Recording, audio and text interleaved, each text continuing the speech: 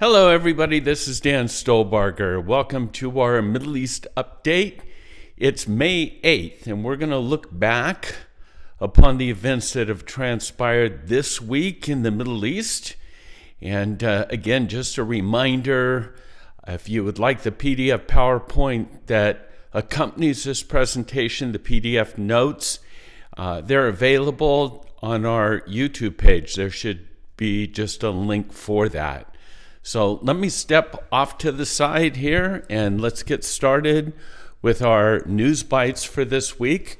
Benjamin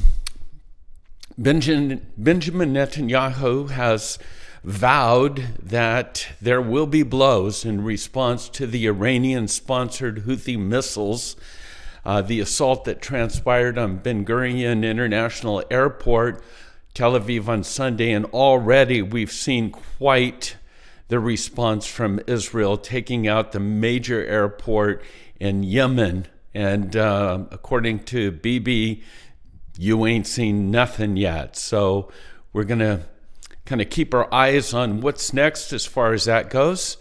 Bibi goes on to say that because there's been some question about the number of hostages that are left still alive, and both Sarah Netanyahu had made some comment that there's probably less than 24, and then Trump made a statement yesterday that there were 21 hostages that were alive, and so Bibi goes on record to say there are 21 hostages that are definitely alive, and we're in doubt about 3 others, and so not sure where all of this is going, not sure as far as this, what's transpiring in Gaza right now, the impact that will have on the remaining hostages that are alive.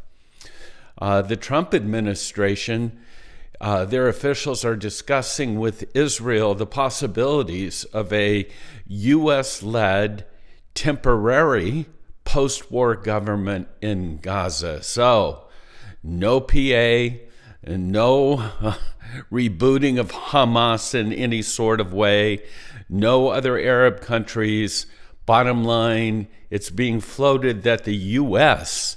will, in a sense, occupy the governmental roles in Gaza. We'll wait and see about that. Israel's considering the death penalty. Regarding the October 7th Hamas terrorists, as is being floated and reported in the UK. Again, there's only been one death penalty in Israel since its formation in 1948, and that was the death of the Nazi Eichelman. He was hung because of war crimes, and we'll see what transpires here. And finally, for our news bites, more than a year and a half have passed since the Hamas atrocities in October 7th. And with that behind, 59% of Palestinians that are polled in the West Bank still think that Hamas made the correct decision to torture and rape and burn alive and murder and kidnap hundreds of hostages, even including children.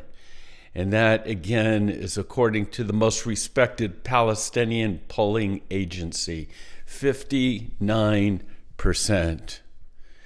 And then going on to our major issues, Bibi's bold move. Israel has informed Qatar, the mediators, that their services are no longer required. The Operation Gideon Chariots, Israel has decided to proceed with the complete destruction of Hamas. And there is a date that's circled. Israel's poised to implement the plan. They've called up tens of thousands of reservists. And basically, if there's no hostage deal by May 16th, it's on. And so, again, the IDF Chief of Staff, E.I. Zemmer, his quote is basically, "We will eliminate Hamas, the infrastructure both above the ground and under the ground. So this is kind of centered around Trump's Middle East visit. We're not sure if he's going to actually go to Israel or not, but May 16th is the date that's circled. And then a message from the defense minister, Yisrael Katz, a message to both the United States and Iran. Quote, Israel must be able to defend itself on its own. Let me say that again. Israel must be able to defend itself on its own against any threat and any enemy. This has been true in the face of many challenges in the past and is true today and the future. And then specifically to Iran, the head of the snake, as you know, what we did to Hezbollah in Beirut, what we did to Hamas in Gaza, what we're doing to Assad in Damascus, and the Houthis in Yemen, we will do to you also, Tehran. So we will not allow anyone to harm Israel, and anyone who harms Israel will be severely harmed. Again, the defense minister, Yisrael Katz. And then just some basic facts about this head of the snake, Iran. Iran's regime, as you know, calls for the death of America and has already killed hundreds of Americans. It tried to kill Trump. It takes dozens of U.S. hostages. It's close to creating nuclear capabilities that can reach the U.S. The Islamic regime in Iran has an active ICBM missile program, and their only function is for nuclear warheads, and they're going to be used to threaten the U.S. homeland. So this regime is a threat to the United States. Saying it's just Israel's problem simply ignores the facts. And then we'll take a look at Trump's report card. What does it look like in the Middle East? Well, when it comes to rhetoric, he gets an A+. His support for Israel is unequivocal. There's no doubt his threats against Iran, but there seems to be the threats against Iran are ambiguous. His messages verbally are more hawkish than ever, but based solely on his words, the Houthis will be dismantled, Iran will abandon its nuclear ambitions, Gazans will immigrate, and Gaza will become the Riviera of the Middle East. That's the rhetoric. That's the talk. But in terms of action, the picture is less rosy. We're going to have to wait and see what actually transpires.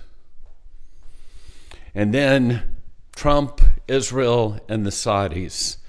President Trump is determined to move forward with a significant deal with the Saudis, even without Israel's involvement.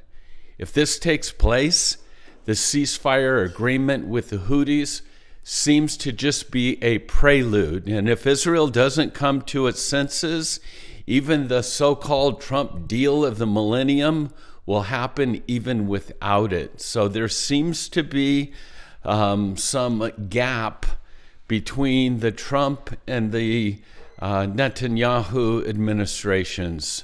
Again, the deal maker. Would he possibly do this and create more of a space between Israel and the United States? What we do know, as we reflect back upon this week, is the Bible makes it clear that the day will come where Israel will stand alone. And as we look off on the horizon and we hear some of these speeches and rhetoric, we wonder, how far away is that? But when Israel stands alone, keep in mind, they're never alone. The God of Israel will fight for Israel. So that's our report this week. Again, a couple things. Actually, there is one other article that we have. I've entitled it, Say It's Not So. UW, we read about all of these Eastern, Ivy League schools that are, in a sense, creating havoc with the protests that are going on.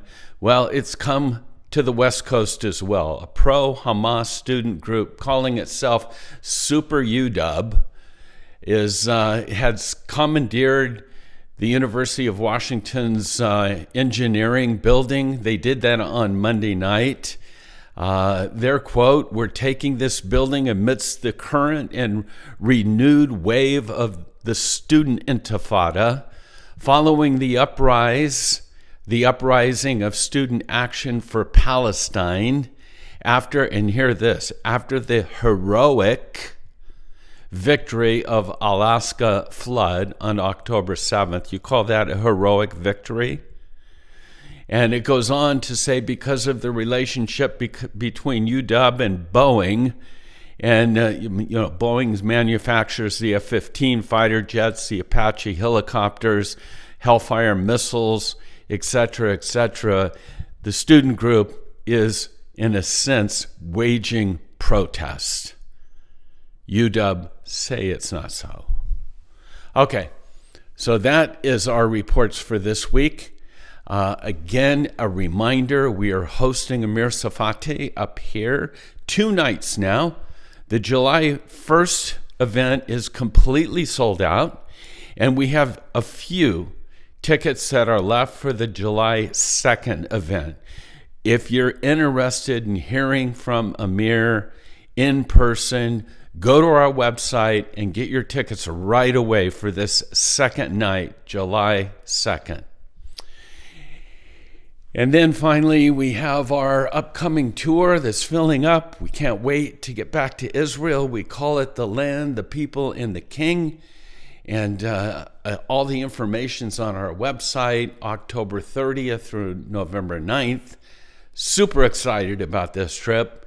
As I mentioned, it's starting to fill up. So if you're interested, please get your paperwork in. All the information is on our website at holygroundexploration.com. With that, shalom, and God bless you until next week.